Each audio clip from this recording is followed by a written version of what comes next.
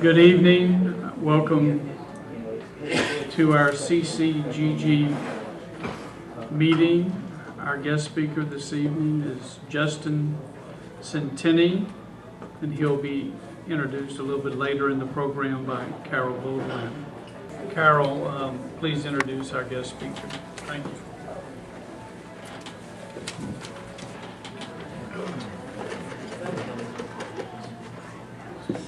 Good evening, members and guests. We appreciate you all being here this evening. I'd like to just remind everyone that the presentation will take probably 25-30 minutes or so, and we welcome questions that we'd like you to please come up to the mic, and because we have a gentleman that does a real good job of filming it, and he does but he does need the questions to be asked clearly as opposed to being done from your chair. So we appreciate you coming up here when they're trying to teach you public speaking, because we're probably not the group to tell you, but we certainly try. Thank you all for being here, and we're also happy that our speaker, Mr. Justin Centanni, was elected to the Represent District 6 of the Lafayette Parish School Board in November 2014. Since then, he is then appointed as the chairman of the School Board Finance Committee and was instrumental in establishing Workplace Elementary as a 100% French immersion elementary school, fulfilling campaign promises and accessibility and accountability. He holds town hall meetings, District 5, District 6, once per month during the school year, and the teacher and parents in any Lafayette Parish resident with an interest in public education to provide feedback of the performance in their school system. The next meeting is to be held this coming Wednesday on the 23rd at 6 p.m. at Lafayette High. He is an assistant vice president of the financial department of Iberia Bank, focusing on business and analytics. He also graduate of Nicholls State University, earning a bachelor's degree in computer information system with a minor in math. He lives in the St. Streets, and his wife Marie, and they have 3 children. I might just mention to you, his 3 children are very active. They already want to be a member of Concerned Citizens. 2 of the 3 come, and they have some great questions, so we've got some more Centennials to come forward. Thank you very much for being here. Well, thank you very much. I appreciate it. You're absolutely right. I had to tell them they couldn't come anymore because they asked the superintendent some real pointed questions when he came and spoke. Mainly why their school gym wasn't air conditioned. But that's neither here nor there. Thank you very much for having me again. It's been a while, and I'm happy to be back.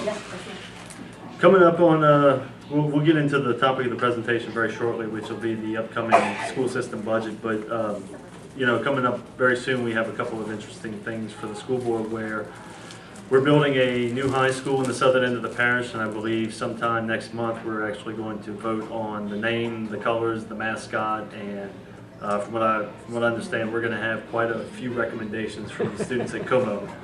Yeah, and I haven't even gotten into the public themselves on the recommendations about the name. But In Youngsville? What's that? In Youngsville? That'll be the one in Youngsville. I don't know if it'll be named Youngsville, but it'll be the one in Youngsville. Then we're also going to have some issues with the dress code for high schools next month, which I know it probably doesn't, might matter to the young lady with the glasses on. I saw her with the face. But also, starting at the end of next month, we're going to have our first budget meeting. And we reviewed at a special board meeting last week the preliminary shortfall for our 2016-2017 budget, which, if you need a handout, I've brought several. Miss Ella in the back has a stack. And if you don't have one in front of you and would like to have one, please raise your hand.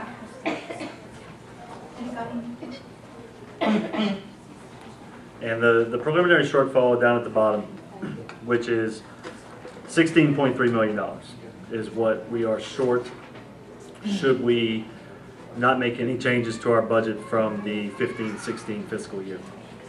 Now, that obviously won't be the case because we are by law required to have a balanced budget.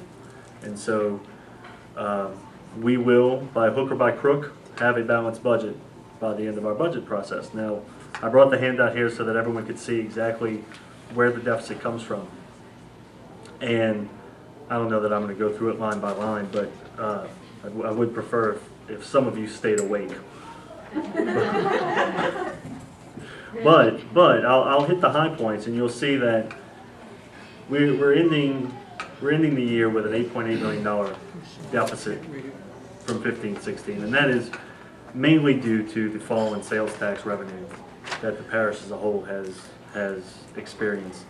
I don't have to tell anybody the price of gas, the layoffs, the economic activity in the parish has declined dramatically over the last 18 months. And that impacts everything from the school board to the sheriff's office to consolidated government. So we're short $8.8 million, which fortunately I believe we're going to have some, the prior school board, they were very diligent about building up what we refer to as our rainy day fund, our reserve fund. The technical name for it is actually the Economic Stabilization Fund, which is there to be used to smooth out the inherent variations in sales tax collections. Over the last 10 years, we've been very fortunate in the variation in sales tax collections has always been up and up and up and up and up. Well, this is the downside of sales tax. Basing your budget on sales tax revenue is that sometimes it goes down. And sales tax revenue is just much more volatile than property tax revenue. So what this reserve fund is there for, the Economic Stabilization Fund, is to help us ride out the bad times with the sales tax revenue. In theory, the good times putting the money back into the reserve fund for the next time that the economy takes a downturn. So we'll be able to make do with that. Now you'll see we are projecting the second number on the list, or actually the third number on the list, the $5 million that's negative. So last year, and part of the reason that we have a budget deficit for this year is that we projected a 3% increase in sales tax revenue back before the economy really went in the tank. So this year, we're going to go the opposite direction. We're going to say, you know what, we're not very confident that the economy is going to rebound anytime soon. And so we're going to project an additional 7% decrease in sales tax collections for next year. So we're going to try and be very conservative and say, and when you make a budget, you always budget your revenues low and budget your expenses high, and hopefully you come short on both cases. And so we're gonna be pleasantly surprised if revenue declines less than 7%, but we feel like that's a very reasonable estimate to base our expenditures on. And then right below it is the demonstration of the difference between sales taxes and property taxes, where despite the economic performance of Lafayette Parish, property tax revenues are projected to increase by 5%. So that's gonna help us out a little bit, but you can see that the 5% increase in property taxes is about 40% of the decrease in sales taxes. Then to the next item, we're going to have about a $2.5 million additional deficit from appropriating money to charter schools, which accounts for the new grade levels that are opening in the 3 existing charter schools in Lafayette Parish. And then we're going to project Mr. Gidger, would you remind me the MFP decrease due to change in local wealth, what that indicates? What do you just When we have a, You might want to go to the mic. I'll be happy to repeat it if you just give me, if you jog my memory on that one. the MFP formula is such that when local revenues increase, the state share or the state funding decreases. So and it's always 2 years in arrears. So it's looking at our sales tax collections from 2 years ago, sees that it increased from the year prior to that, and this is estimated decrease in state funding because our local revenues went up 2 years Okay, ago. so this is the residual of the 10 years of stellar sales tax collections that we experienced, where the state will fund our school system at a lesser rate because we were collecting more money. Now, I guess obviously 2 years from now we're going to see an increase in MFP, a corresponding increase since our sales taxes. Okay, I wanted to make that clear because down at the bottom you're going to see another increase in MFP, right? Somewhere on here. Well, actually, the revised scenario of this projection, you know how it changes from Right. we're actually anticipating that the state will provide us with an increase due to an increase in our at-risk population, and they define at-risk as being including categories such as English second language, foreign students that are coming in, career and technical high school, and our special ed population. So the new projection actually reflects an increase here of about 1.5 million, so that our revised projected deficit is closer to 13 million as opposed to 16.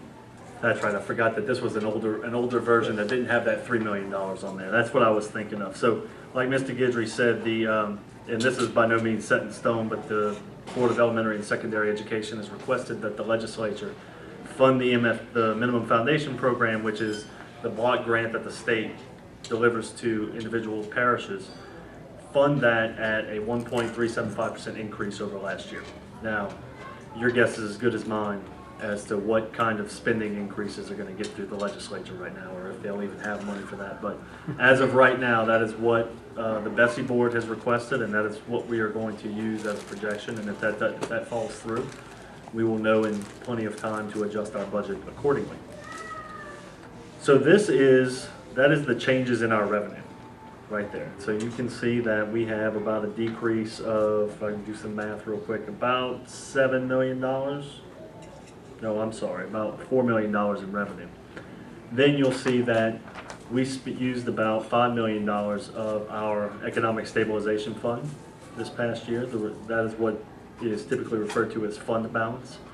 And that is money that by school board policy we are required to maintain 3 months of operating expenses in that fund. So should a natural disaster hit and we're forced to close for 2 months, we still have the capital necessary to pay our employees and make sure that we keep operating the school system while money's not coming in.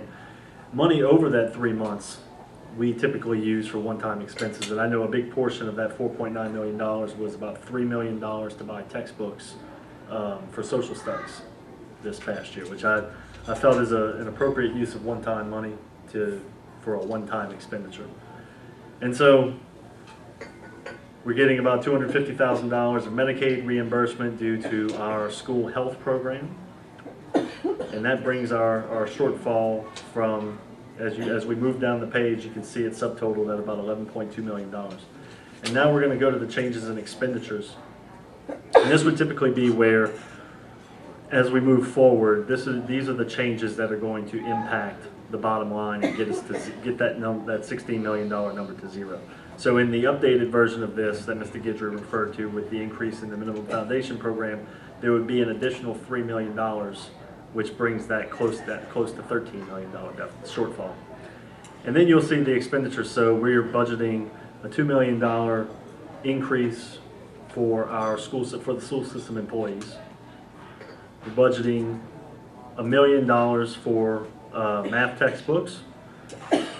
And then you'll see expenditure reductions. So we lose $2.5 million from appropriations to charter schools, but we also save about 25% of the cost of educating a child when they leave the parish.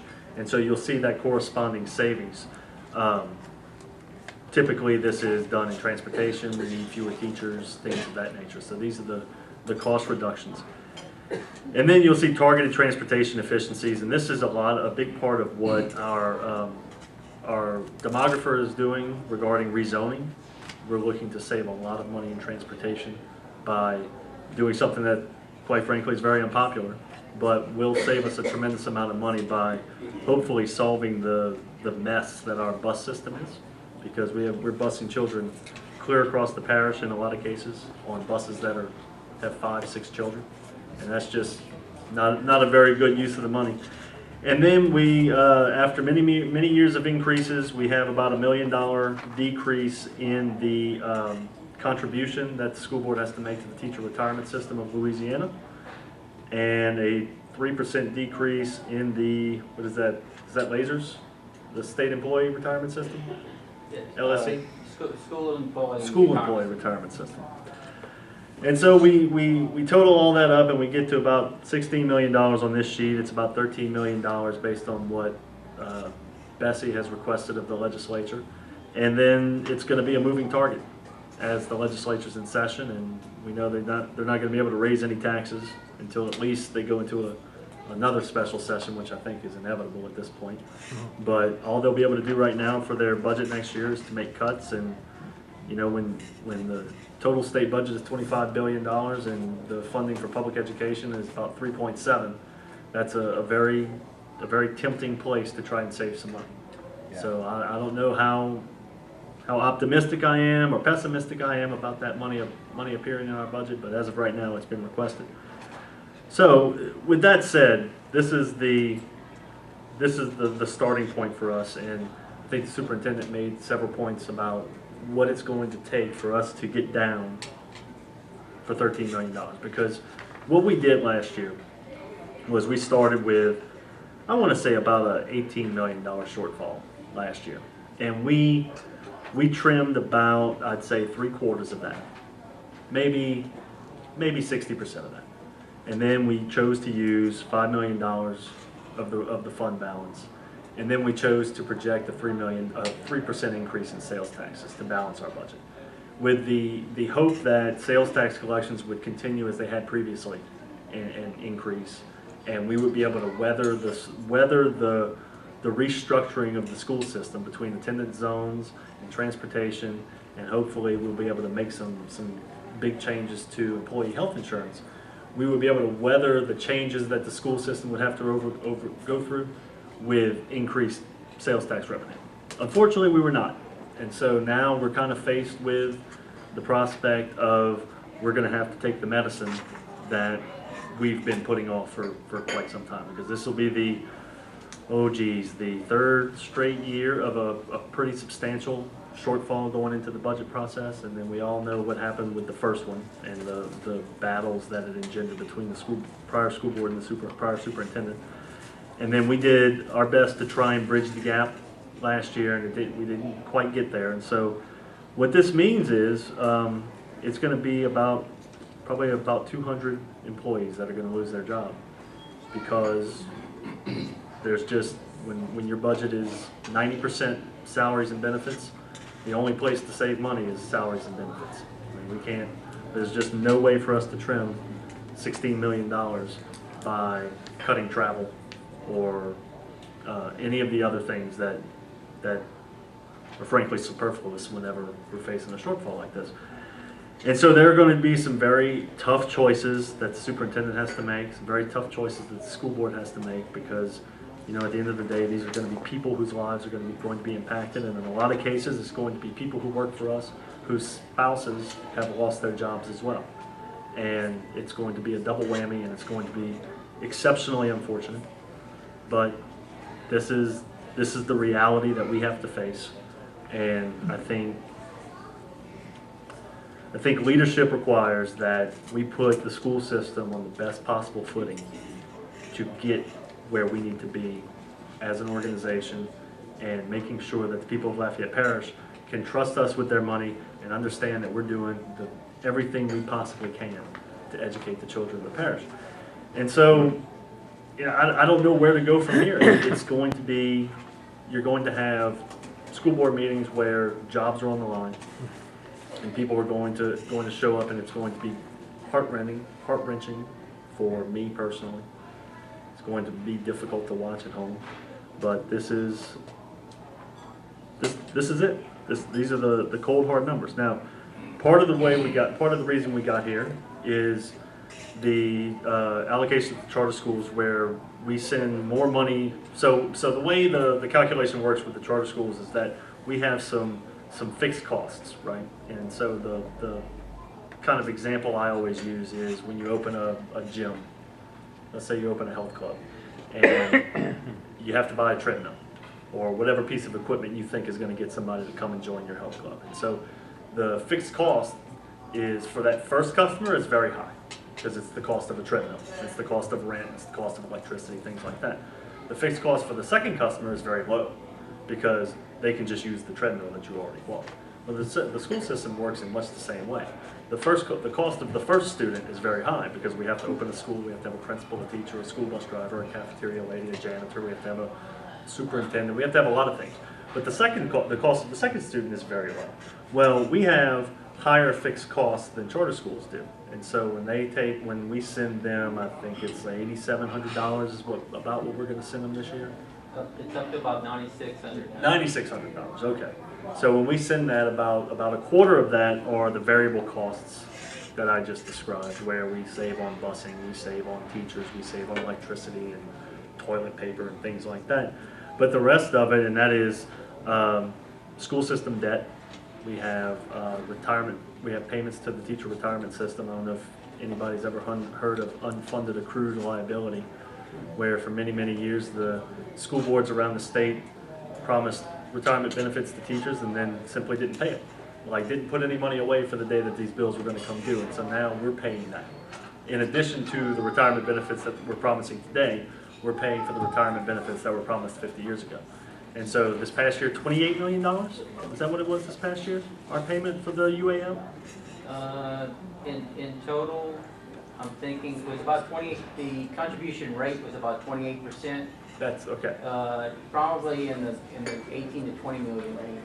So 18 to $20 million we're paying to the teacher retirement system for benefits that were promised many, many years ago that are owed. You know, we can't not pay it because those are promises that were made and those are promises that need to be kept. And so we pay 28 cents out of every dollar we spend educating students for things we have no control over. Right there. And then an increase, I'll point you out to the line that says group health insurance premium increase 9% each year. And you can see as we go into the future, this is an increase year over year. Next year, we're going to anticipate about a $2.8 million increase in health insurance costs to the school board. The year after that, another $3.1 million. So if you're keeping track, 2 years from now, that's going to be an additional $5.9 million that we're going to have to spend. Then another year after that, another $3.4 million. And so 3 years from now, we're going to be spending $9 million more per year on health insurance than we're spending now. And this trend doesn't just pop up out of nowhere. This has started happening for the last 5 years. And so I think in addition to the 28 cents that Mr. Guidry mentioned, I think about 10 cents or 9 cents, somewhere around. We spend over a third of the money we spend as a school system on retirement and health insurance costs. And it's just growing and growing and growing. And so while I mentioned quite a lot about the increase in tax revenues, sales tax revenues, property tax revenues over the last 10 or 15 years, the costs, and not necessarily the cost of educating a child, but the costs to the school system have increased much faster than the tax collections have increased. So this is, I bring this to you not to cry poor or for you to feel sorry for me, because this is the job I asked for. This is the job I feel needs to be done, and I'm going to do it to the best of my ability. But I want to make sure that everyone understands exactly how we get here, what the numbers are, and so we can have, if we want to discuss it, we have exactly what we need to ask questions, exactly what we need to make suggestions, because I want everyone to feel as invested in the school system as I am. I don't want to feel like I'm invested just because my children are in the school system. I want everyone who has had children in the school system, I want everyone who loves Lafayette Parish, who pays taxes, to feel like they own the school system as well, because it's going to take everybody to get ourselves out of this and to restructure our budget so that we can be successful going forward. So with that, I'll be happy to take any questions. I hope everybody's still awake, so that's good. You don't want Before we get to the... I don't want y'all, Ray, I always want your questions, man. the first question, we have our president, Mr. Frank Glenn, to ask that first, and then after that, we certainly invite you guys to come up.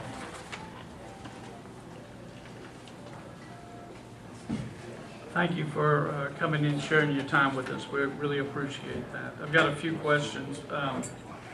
Over the last 18 months or so, there's been a lot of talk about the 1 cent sales tax to build new schools. And several months ago, the superintendent recommended, I think the board unanimously approved placing that tax proposal on the ballot.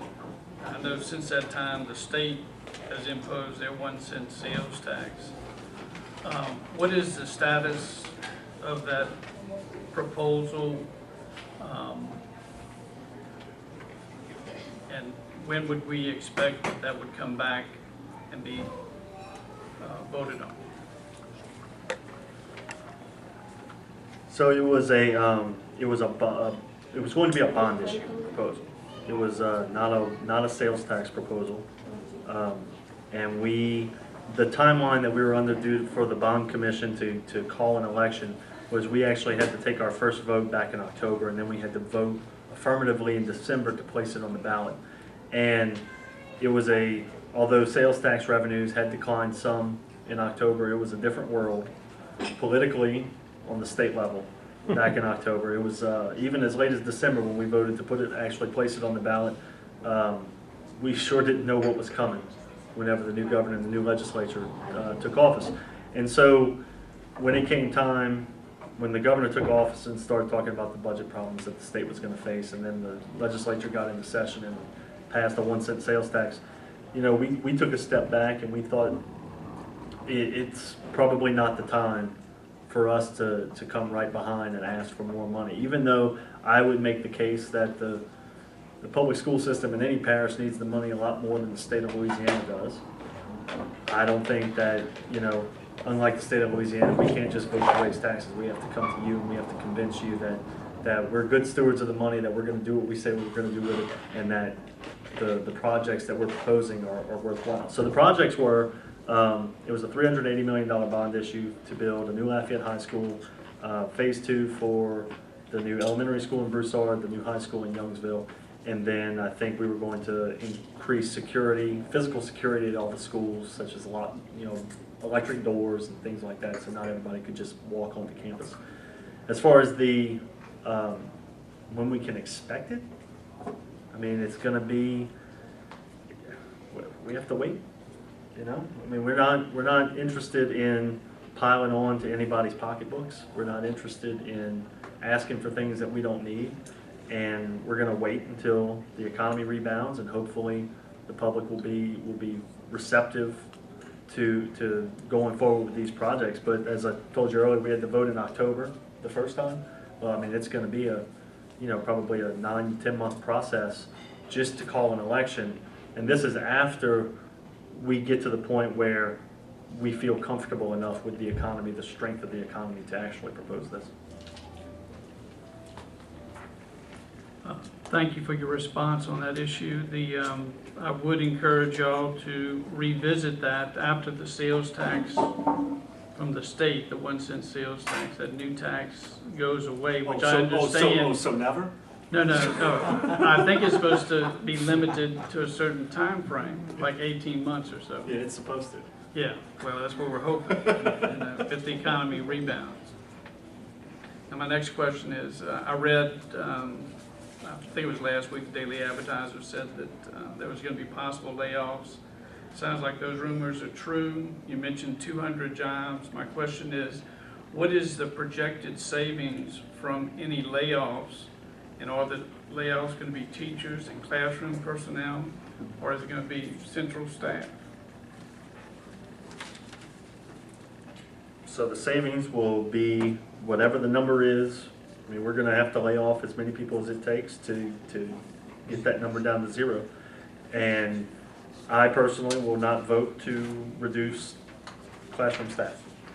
In fact, at the meeting that article referenced the other night, I proposed that we actually hire more teachers and focus on the classroom first, because I watched and I keep referencing the state legislature, and I'm going to use them as a whipping boy just because they're making it real easy on themselves right now.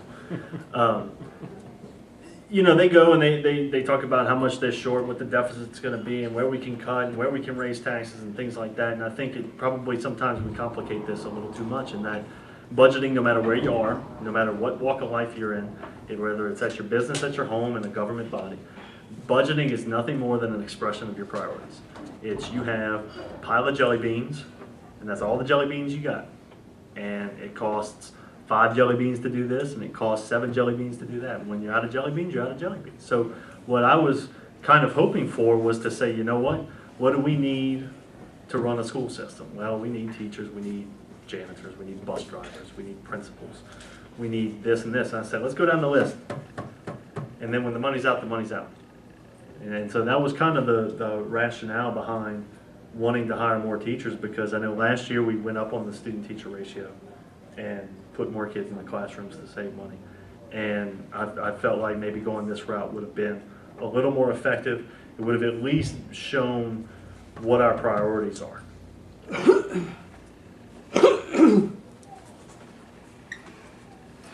Someone had mentioned that one of the 2 charter schools in Youngsville or Broussard was slated maybe to open next year, but it wasn't given clearance because of a failing grade. I was wondering if that's accurate, and if that school doesn't open, will that cause an increase or decrease in the count of the public school students here in Lafayette Parish? So the K-8 charter school that was approved to open in Broussard did not open this past year because the State Department of Education chose to, I guess, how do we say it, that charter school management company runs a school in Baton Rouge, and that school had a D grade, I think. And so the State Department of Education said, we're not going to allow you to open another one until you show some improvement in the school in the charter schools that you do run currently. And that's the same one that's on the thruway, right? So they already run one of the ones here in town. And I believe that one has a D grade also. And so the State Department said, we're not going to let you open it until you improve this. And so they're not going to open this year. They didn't open last year. And I'll defer to Mr. Guidry as to whether that number is actually in the out years. Yes. It is, okay. So we are planning for it, and if every year that school does not open, you'll see a reduction in that number, in the section that's allocation to charter schools, you'll see a reduction. The number of students? Well, in the price, right? Because everything we do is per pupil, and so when we have more students, we get more money from the state, we have more money from the local tax collections. And so if we have more students, you'll see a decrease in that number there.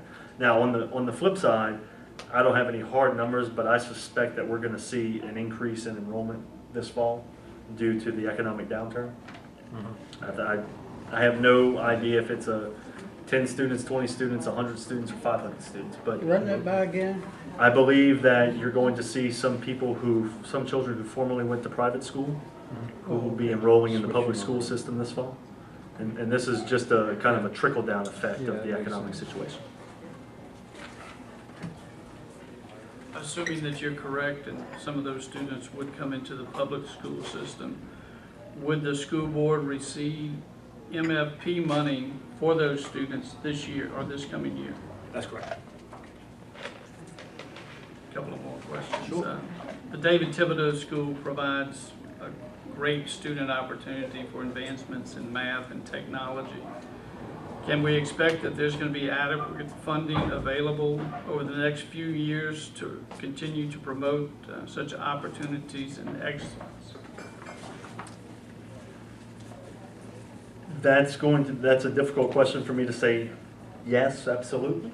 But, kind of it all depends on what we do with our rezoning, because one of the things one of my goals personally, and we saw this with when we converted Myrtle Place Elementary into a 100% immersion school, was, it was really great for the French language. It was really great locally for our culture to promote the French language. But from my point of view, a very close second was we had a school with seats where we could encourage students to go. We could pull students from other schools that may be more crowded and get them to go to school on frankly, what I consider the northern end of the parish now. And so that was a really big piece of it for me, was filling seats that we have, filling schools that we already have. And David Thibodeau is one of those. There's room at David Thibodeau, and we have a waiting list, and we have to figure out how we can support putting more children in that school, because that's just shifting resources. That's not costing resources when we enroll more children. And you know, it's the economy of scale again. The more children you have in a school, the more children you can educate for $1, right? That first dollar spent, that's a better deal for the school board long term. I know you have the answer to this. This is my question. I heard that the language immersion programs have shown a reduction in the number of language students, even in kindergarten and first grade levels. Is that a local, national, state trend? And does the location of the physical school, where the school is located, come into play in the increase and decrease of the student population? I don't know that we've shown a decrease in enrollment at the kindergarten level. I think one of the stories in the advertisement this week was that we had empty seats in one of the immersion programs, and that was kind of a byproduct of aggressively trying to grow the program, where we opened an additional section to try to encourage more kids to enroll. And we did get more kids to enroll, but we didn't quite fill all of the seats that we had. And so I know at Myrtle Place we went from, I think, an average of about, I want to say we had 35 kindergartners last year, and then we're up over 60 this year because we opened an additional section and we made it the full immersion. So it was, you know, we had seats and we made this change and we filled the seats. And so I think we're going to continue to aggressively look at how we can do things like that, where we have a existing program, it's popular, and we have seats. How can we fill how can we use what we're already paying for? My last question has to do with the school nutritional programs. I've heard that the school nutritional programs are successful when they're meeting what their goal is. With the current state of Louisiana financial problems, are the school nutritional programs going to be adequately funded this upcoming year? I honestly don't know the answer to that. Mr. Guidry? Most of the funding that we receive is federal funding. Okay. So We're going to keep on getting it? federal government never runs out of money, right? They just print some more. Is it in the budget? Or is it? No, well, it's definitely not it's definitely not on the chopping block. I'll tell you that. I'll tell you that. I can't imagine. You know, I'll tell you a funny story about this. The school lunches are such now that, you know, I didn't like eating school lunches when I was a kid, but my daughters definitely don't. My 8-year-old actually woke up early last week and went downstairs before my wife or I got up and made lunch and put it in a little lunch box and stuck it in her backpack and snuck it off to school, because they have an option to bring their lunch or not. And my wife and I were like, no, we're going to pay the $1.75 so that we don't have to get up early in the morning and make a healthy lunch for you. Because when you go eat at school, you're going to get a salad, you're going to get carrots, you're going to get the stuff that maybe they're not eating, but at least it's on their plate, and if they're hungry enough, they're going to eat something healthy, right? And so she brings a peanut butter and jelly sandwich, a granola bar, an apple, and a bottle of water. And I thought to myself, hey, maybe the school nutrition program isn't doing so bad. Thank you so much. Appreciate it. Sure thing.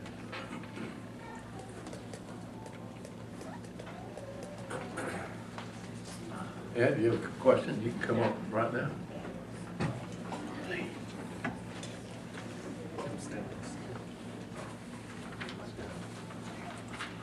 Yeah, my question is, you're talking about cutting the employees, the number of employees that you employ. Basically, how does that particular decision get made? For example, are we going to decide that we don't need an art curriculum, or we don't need as many football players, or we don't need a band, or are we going to start cutting into actually math, science, English? What's going to happen here, and what gets reduced? So that's the superintendent's job. It's his decision. He's the one that runs the school system. He's the one that knows what's effective and what isn't.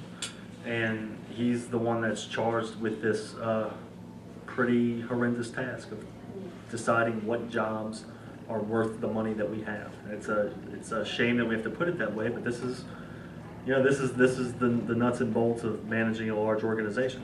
And so I think there's a pretty strong feeling amongst board members and certainly with the superintendent that we are going to stay out of the classroom just as much as we humanly can.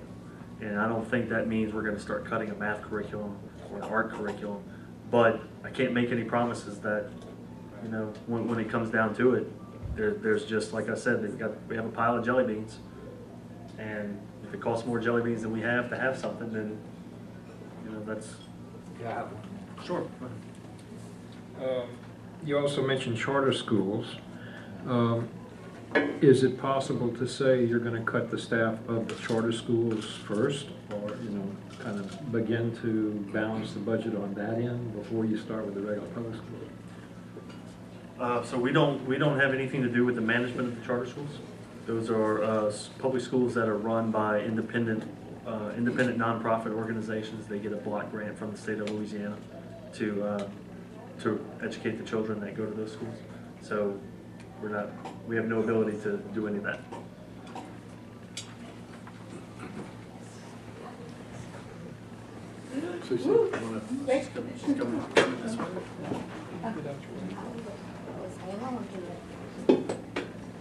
Give him hell, Jackie.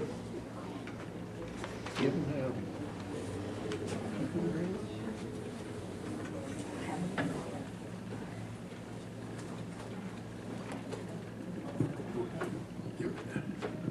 Oh, I see what you're saying. Now we can do this.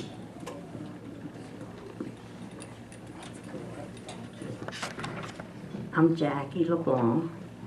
From the get-go, and I think all of you know it, who've been coming, I was definitely against charter schools. I felt like our school system needed the money, and I was told that the money follows the child, and if we can't take that money and educate our children, well, shame on us. Now I have to ask, the charter school, are we in a position where it's a set in stone contract with them, or how are we associated with a charter school? Did somebody say, yes, you can come in here? If so, who did it? Do you want to wait or answer? Yeah, if you know, tell me who did The it. Board of Elementary and Secondary Wait a Education. minute. So the 3 charter schools that are in Lafayette Parish, they all 3 apply, or I guess it's 2 organizations, 2 charter organizations. They applied to the Lafayette Parish School Board to open what's known as a Type 1 charter school, which is they would manage the school, but they would be affiliated with the Lafayette Parish School Board. The school board in 2012 denied those applications, and part of the process is charter organizations that get denied at the local level can appeal to the Board of Elementary and Secondary Education, and they are authorized to grant charters, is what this is called. The Board of Elementary and Secondary Education is authorized to grant charters to nonprofit organizations, and that in the 3 schools in Lafayette Parish, that is the elected officials who authorize these particular charter schools. And they were what, state level or? State level. They're affiliated with the Bessie Board, which is the state school board. So there's no way to get out of that? Well, the way to get out Or of not let anybody else come? the way to get out of that is for us to convince those children to come back to the public school system, because one of the things that charters wouldn't exist if people didn't want to go there, right? Because charter schools, they get no money except for however many children they enroll. So if we can lure and attract and compete on the level with the charter schools and get these parents to send their children back to the public school system, the charters will leave, I promise you that, because they're not going to stay here if they're not getting the funding that they need. They're private. They're a private concern. They are. Yes, they're private. And they've got investors. And I dare say they probably have investors that invest within the charter schools. Is that right? I don't know, but Well, I think that's probably so. Okay. Well, I just missed something you said about charter schools. Are we better off with them or without them? Are we better off with charter schools? on the whole, I believe probably so. You think we're better off? On a whole, yes, ma'am. even though they're taking away from our public schools, the money. Yes, ma'am. Okay, I guess I'm little dense. I'd probably have to have a picture drawn for me for that. I really can't see that, but okay, thank you very much. Let me just mention this to you. In any business in the world, competition sometimes creates a better environment and a more efficient environment. So you think our public schools were inefficient? I think that the public system in the state of Louisiana, personally, has been behind time, and that's the reason why. Well, you were for the charter That's the schools. reason why we I know ended up you with the were. charter school. I know That's who what was he's- and who That's what wasn't. he's trying to do, is that maybe we can reverse that and become a better educator, and that's where we're going, I believe. Well, I hope so. I agree. I hope so too. I mean, I pay money every whatever time. When they send a bill, I send a check. And so I just wondered if we're better, if my money's going for a good thing or not. I don't have any more. Yes, I do. I have grandchildren. Yes, I do. Okay. It never stops, you're right. Let me make the point, right? Good. So are you asking, is the public school system better off, or is the parish of Lafayette better off? Because I think there's probably two different questions. Well, I really don't know. What do you think? So I think the public school system is probably not better off with the charter schools here. But that in and of itself is not a reason to be against charter So schools. why would the parish be better off? Because more children are getting an education. Certainly an If education they that, weren't staying home well, before? certainly an education that their parents feel is better, because their parents wouldn't go to the trouble of sending them to the charter schools if they thought the education in the public school system was They better, don't have to pay to send them to a charter school. just like the public school system. Mhm. And private schools, they do. Yes, they do. Thank you. Sure thing, Miss Jackie. Thank you, Jackie. CC, did you have?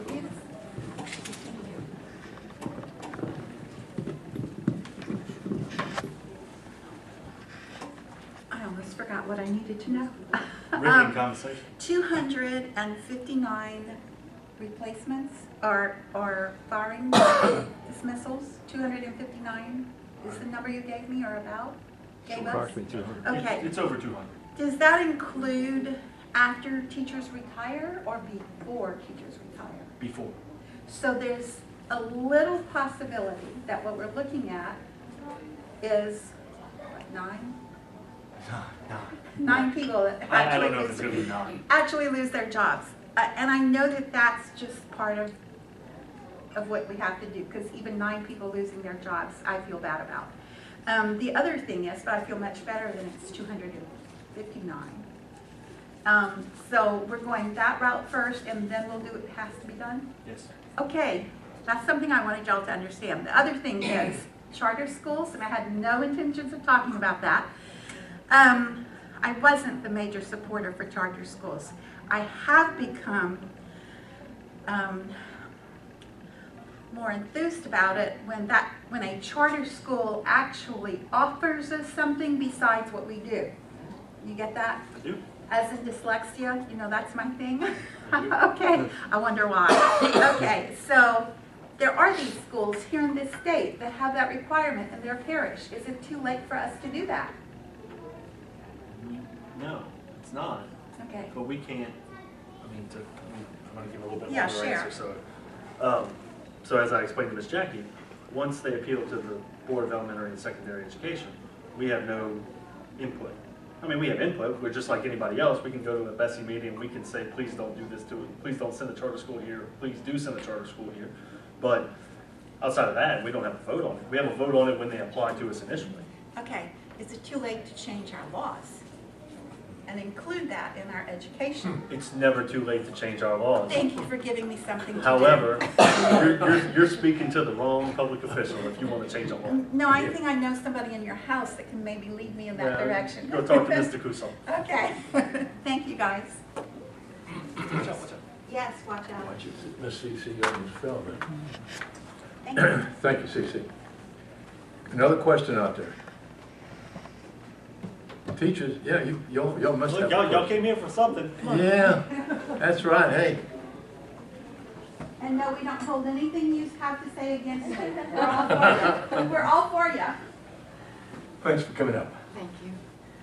As a teacher, librarian in the Lafayette Parish School System, my concern or my question is, on my campus, I can't imagine losing anybody, any personnel. Every teacher, every staff member, support personnel included, clerks, nurses, counselors, everybody has a direct impact on that child. Everybody.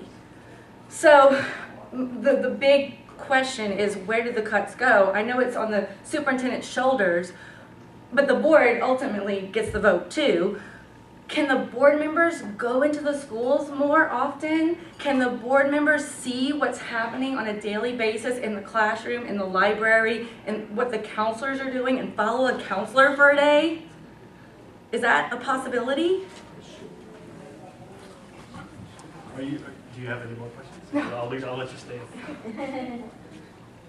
Yeah, I mean, you know, I try to spend as much time in the schools in my district as possible.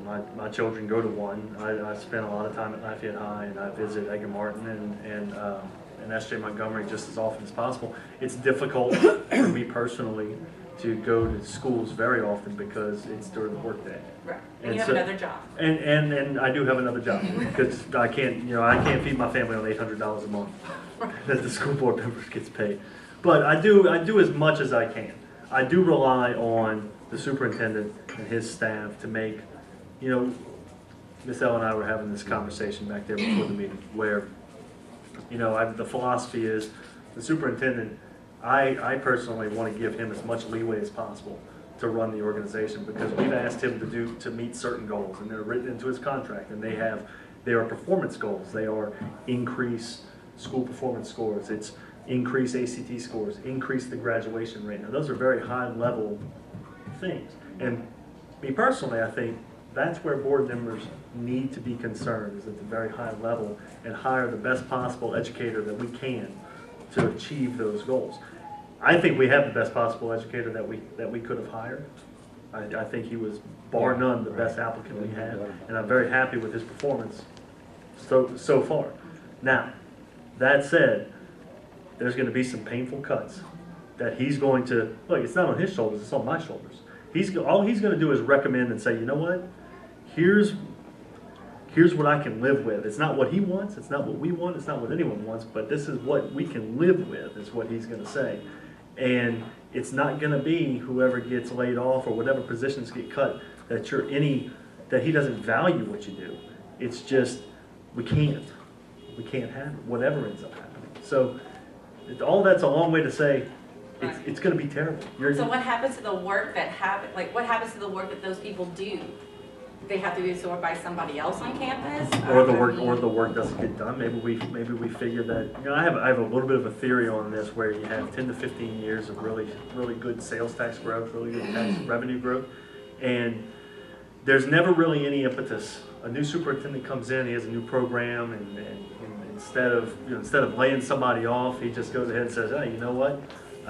We got all this extra money coming in. Let's just spend that money on this, and we don't have to worry about that. And so, I think over 10 years, we probably have something in there that can be cut without hurting too much. $13 million worth? I don't know. And when will these employees know their status? Very soon. We're not going to drag this out. I can tell you that much. We're not going to drag this out. We're going to do this well in advance of when school starts. It's not going to be like 2012, 2014, when teachers had to wait until August 15th to find out if they had a job or not. We're gonna just do our level best to, if you personally are impacted or whoever's impacted, to make sure that you know well in advance of when it happens. So that's the best I can promise you. I'm sorry. It's not good on anybody's end. I just can't imagine on my campus. I just don't know what that's going to look like. Yeah. Did you have another question? No. And I'm also concerned about the change of programs, moving of programs, Sure. but I don't know if you can speak to any of Well, that. sure. I can't speak to anything in particular. Even though I'm a teacher, I'm also a parent of a child in the Lafayette Parish School System. And where does she go to school? She's in the Arts Academy at Lafayette High. Okay, so that's going to be looked at. You know, we're going to look at all of them. We're not gonna single anything out, but it may feel like Lafayette High gets singled out just because we have so many kids at Lafayette And High. so many programs. And so many programs at Lafayette High. And when you're talking about, you know, I was explaining to somebody that when we open the new high school, we're gonna take roughly about half of Como and send it to the new high school, which means that'll make 4 high schools that are under 1,200 students and 2 that are well over 2,000. And so that's really not a very good use of resources. You know, we have to do something to better distribute the kids. And philosophically speaking, I don't know, because they're right now at Lafayette High, out of the 2,500 students, there are only about 1,500 that are zoned for Lafayette High. So you have 1,000 that are out of zone attending Lafayette High. And I philosophically feel like it's not right for us to first move a child who's zoned, who more than likely lives closer to the school, out of Lafayette High to make room for a child that's not zoned for the school.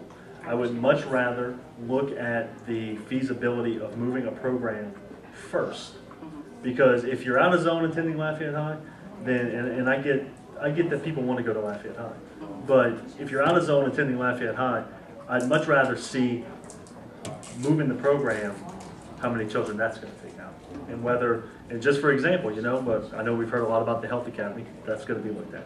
Performing Arts Academy is going to be looked at. Do the teachers of the academy travel with Absolutely. the program? Absolutely. I mean, look, moving a program is, in theory, as easy as taking the 4 portable buildings behind Lafayette High where the Health Academy is, just moving them out. I mean, it's, you know, there's a lot of efficiency savings that goes on with moving the program.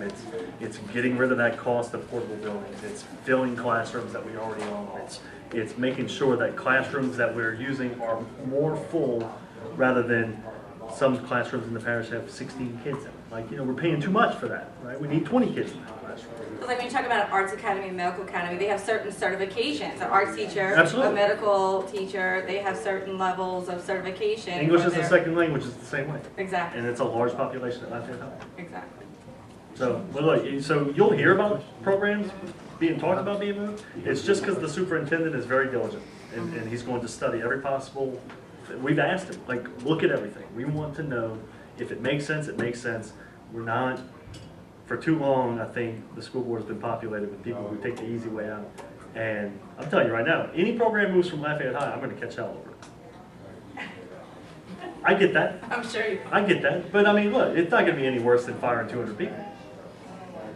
You know? I mean, I'm about to take a really big dose of medicine, and I'm just basically asking, give it to me all at once. You're gonna have a lot of sleepless nights. That's what I'm saying. I'm saying, give it to me all at once, because I don't want to do this again next year. Yeah.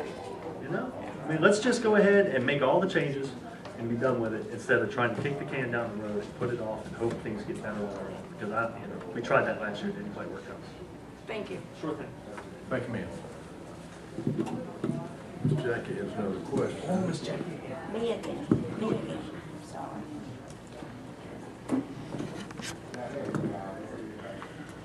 Okay, I'm wondering, we're gonna let 250 some odd teachers go? No. Not teachers. Hmm? Not teachers. Just maintenance all around? Yes, ma'am. Okay, Well, not teachers if we can help it. I see. Okay. Then they need a better program of picking up on the school grounds and not throwing the trash down. And that would eliminate having to have somebody cleaning up what kids are throwing down on the ground. And the teachers are allowing them to do that. There should be some sort of discipline for that.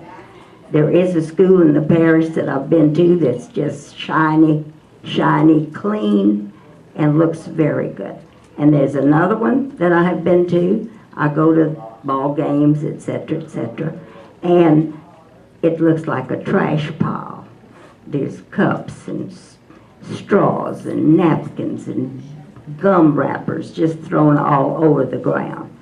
And I don't think kids should be allowed to do that. And I don't know where you're going to stop it.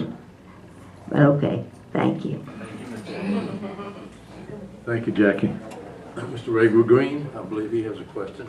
Oh, I bet your Ray's got 5. Oh, he's got it tough. I see, he's been sitting over there writing the whole time. Yeah. How many sheets do you have? Okay. Well, Thank I'm gonna you. take notes so I can make sure I answer them all. You may need. Well, I started off with 2 questions, but the more people talk, the more questions I get. We are very confused. I belong to several different groups. Nobody knows really what's going on. We want to know who's in charge of excuse making and justification. Because every time you talk to somebody, you get different excuses and different answers.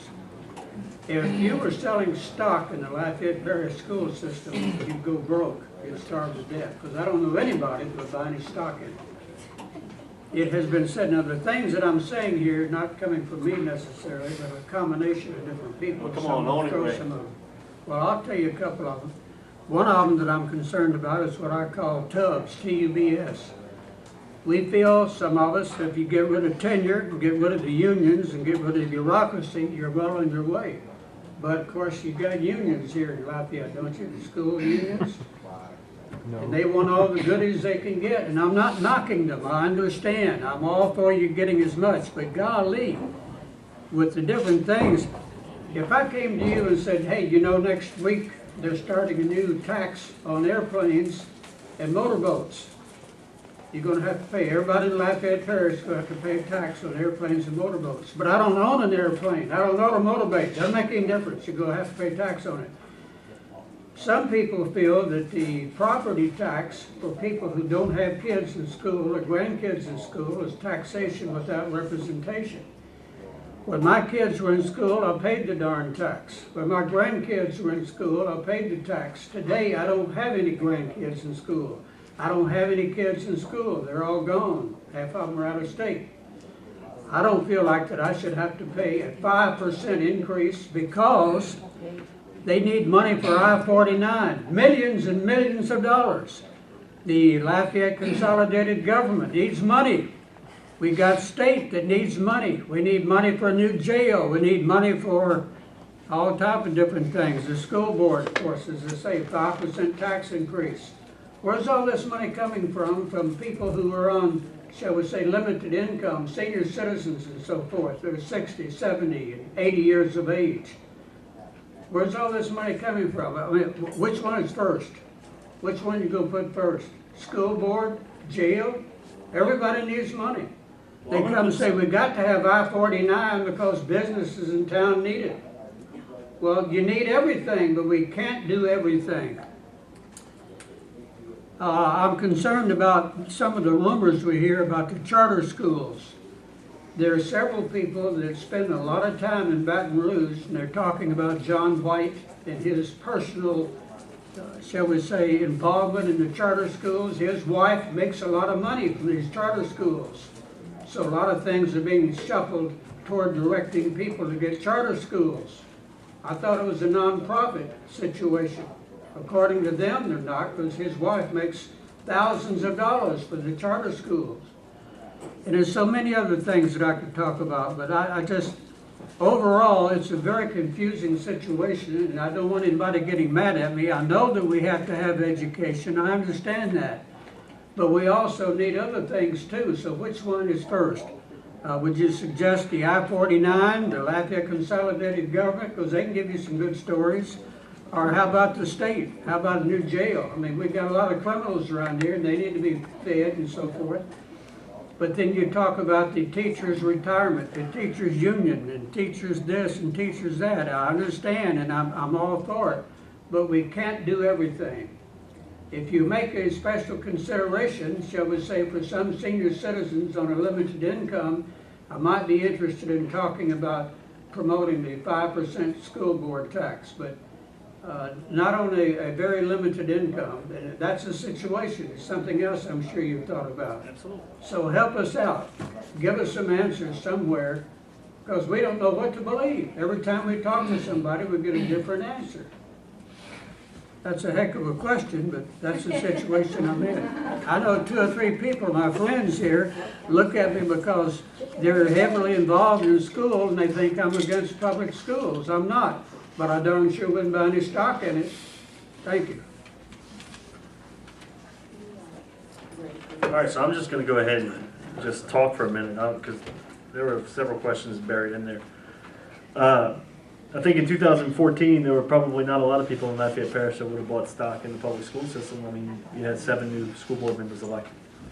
I think everybody was pretty tired with everyone involved at the school board level, the superintendent, the 7 old board members. I think the voters pretty well made that clear, that they want something different. Yeah. A lot of teachers too. A lot of teachers too. Hey, the more You you guys- talk, you guys the are more voters. questions I get. You guys are lumped into the voters. I think that was made pretty well clear that they wanted a group of people, a group of adults to get in there and do their job and make sure that the school system it gets what it needs. Now, we spent a lot of time talking about the budget problems, and like I said, this started before we got into office. We tried to bridge the gap last year. We realized, all right, it's time to take the medicine. You know, it's not going to work out the way we had hoped, so let's go ahead and make the cuts that we need to balance the budget. And so we're going to do that. Now, whether that makes us, I don't think it makes us heroes. I think it makes us people that are doing the job that we were elected to do. And so, you know, we're going to do that. Now, you go and look at the school buildings. Now, the average age of the school buildings in Lafayette Parish is 50 years old. You paid for them when your kids were in school, right? I mean, I don't want to say how young you are, but I mean, you know. I'm living overtime. Yeah, I mean, look at Lafayette High School. When was Lafayette High School built? 1914. Before you were born, 1914. right? I don't know. 1951 or 52. Well, you get a different answer from everybody you ask, but it was before 1960. I graduated in 62. It was before that, I knew the graduating class, right? so it was about. Everybody in Lafayette that graduated from Lafayette High School under the age of 75 graduated from that building right there. And in the meantime, it's burned down at least once. Yeah, that old building right there has been through hell.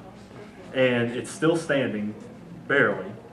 You know, there's a room on the second floor where you go to the wall and you can drop a piece of paper from the second floor to the first floor. And that's all just to say that it's not that shiny new buildings are going to improve education, because, you know, the old saying of a good teacher can teach in a tent. And all we need to do is get good teachers. Well, we're well on our way to finding out if a good teacher can teach in a tent. And all the school board tax was meant to do was express to the public saying, here's what it costs. We've neglected our buildings for far too long. And for whatever reason they were neglected, I don't know. And I'm not here to throw stones at anybody's decision making or what the rationale was for not maintaining the school buildings in the manner that they needed to be maintained. Because Lafayette High School would be in a lot better condition if the maintenance money was spent at the level that it should have been over the life of that building. But it wasn't. And in the meantime, we have 500 portable buildings because it was always easier to just put another portable building instead of making long-term plans to build additional wings of schools. And that's what this school board is doing. This school board got in there, and the first thing it did was it said, you know what we're going to do? We have some debt rolling that's going to mature in the next 2 years. We're going to use it to build schools because that's what the parish needs.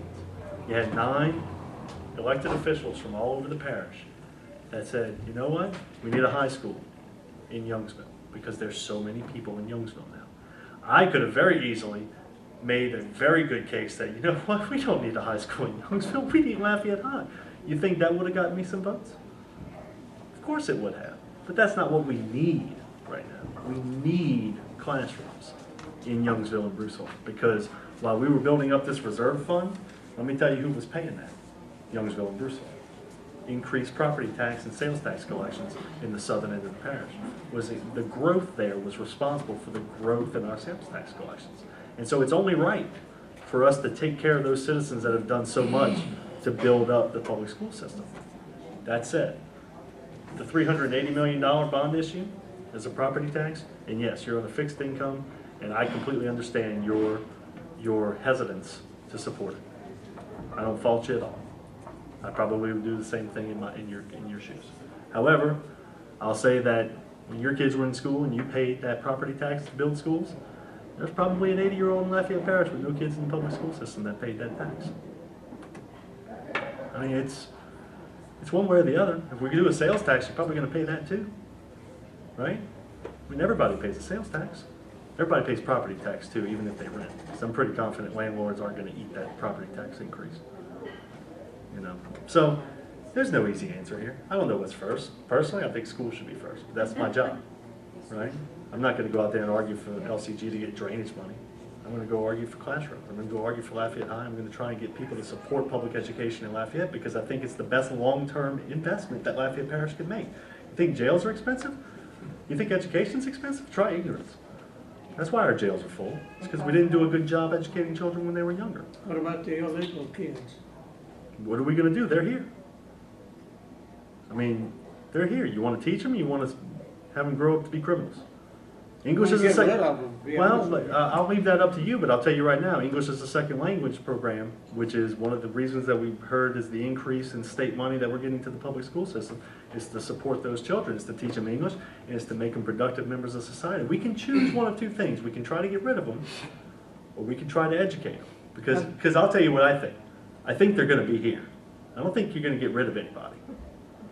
We need to spend more time on teaching the kids English. Well, that's what we're talking about. English is a second language. These are kids who don't speak English that we're teaching English to. I mean, That's what we're talking the about. kid who lives down the street can't make a complete statement without making an idiot out of himself. Well, bet you he's from America, though. Yeah? That's what I said. Well, I'm just saying. We're trying. I'll say that. We're Yeah, trying. very trying. We're trying. Very And, trying. and it's not an easy job, as the teachers back there will tell you. Certainly the counselors will tell you. It's not an easy job, but hopefully, like I'll say this. Eric Knezek and I talk about this a lot. And one of the main goals that we have as school board members is not to fix the world. One of the main goals we have is that smart people want to do this job, because it's not an easy, my job, be a school board member, because it's certainly not glamorous. 80% of the time when I tell people I'm on the school board, the reaction is along the lines of, "Are you you sure you want to do that? Are you really?" Oh, or they do that or something like that. I enjoy the work personally. I really do. I think it's one of the best jobs that the community has, and I'm thrilled that District 6 has trusted me to do this job. But it's not for everybody, and it certainly doesn't have a reputation as being very rewarding, even though it is. So I'm gonna end there. You didn't ask a question, I didn't give you an answer. So I guess we're even. Let me just ask you, possibly, I know you've been doing this for a while, and you have the financial statement, expenses and so forth, but in being able to look at all of the expenses and what it costs to do business in the Lafayette School System, is there any possibility that we can actually get a reduced price to do business in any particular area that you maybe have had some opportunity to look at? I know the school board, the school buses, they will have trouble with that, and I understand they came up, got a tremendous bid, and got that reduced. You made a few changes there that cost and helping it cost a little less. But is there any other areas in that system that you feel that we can do a better job? Well, transportation is definitely one. I mean, transportation is between $18 and $22 million, whether you want to include the charge for risk management, insurance and things like that. But it costs us $6 a day to transport a child to and from school. That's just in Lafayette Parish. Just in Lafayette Parish. And schools of choice and rezoning, that's a big part of it. And so, like, a part of this rezoning is going to be transportation savings. And there are big savings to be had in transportation if we can get the schools and the programs and the attendance boundaries to match where the children live. And that's, I mean, I can tell you right now why nobody's done it. It's because it's terrible. I mean, the second anybody talks about anybody moving anywhere, they don't want to hear anything of it. But there's millions and millions of dollars to save. And if I'm going to go through and tell somebody that they're fired, I'm sure as hell going to take an email from a parent who doesn't want their child to go move from this school to this school. I mean, I understand it. I understand why it hadn't been done, but it's going to be done now. And I mean, Mike Hefner, who was on the school board for 20-something years, and he's working on the rezoning plan for us, he said that he's never seen, because what this is going to be is comprehensive rezoning of the parish. This is going to be every single school zone looked at it to make sure that it's the best possible school zone we can have. And he said, we've never done this. And now think about what Lafayette Parish looked like in the 50s or the 60s or the 70s or the 80s. The 80s was the last time the big one was, when they moved some kids from Acadiana High to Lafayette High. And I know some of you guys live over there in the Broadmoor area, probably remember that. That was the last time it was done on a major basis. I was at Lafayette High when that happened. You were at Lafayette High when that happened? I was a junior, I believe. I was knocking on doors on Grand Avenue, and somebody told me the story about that because the line got moved to the Cooley, evidently. And the Cooley on Grand, behind I had a Grand. child go to 7 different schools. See, we have to stop that. We have to stop that because we have kids going to 4 or 5 different schools now, just as a matter of course. Zoning. Right. And so all of this is aimed at saving money. Saving money, and because we waste money. This is just a waste of money. This doesn't improve anybody's education, having kids ride the bus for an hour and a half. I mean, this is, in my mind, it's the easy thing to do is rezoning instead of laying people off and doing this other stuff. I used to ride a bicycle to school or walk. My children walk. Look, I'll give you an example, right? So I live a half a mile from the school where my children go. I can put my children on a bus to that school if I chose to. Now, how absurd is that? That my children can't make it a half a mile? I can't get my children a half a mile away to that school? It's absurd, right? Everybody wants all the goodies, but nobody wants to pay for it. That's right. So if anybody ever complains to me about busing, I just tell them, I said, look, I'm taking bus away from me. So, you know. Or the other thing, my neighbor, I'll tell you all this, my next door neighbor, his son is in the health academy. And I've been telling people, I said, look, if I vote to move to the health academy, know that I'm going to hear about it for the next 40 years. So I really think it's the right thing to do if I vote to move that school. We certainly went over the time and want to, there's no other questions. We want to certainly, as a round of applause, certainly is over.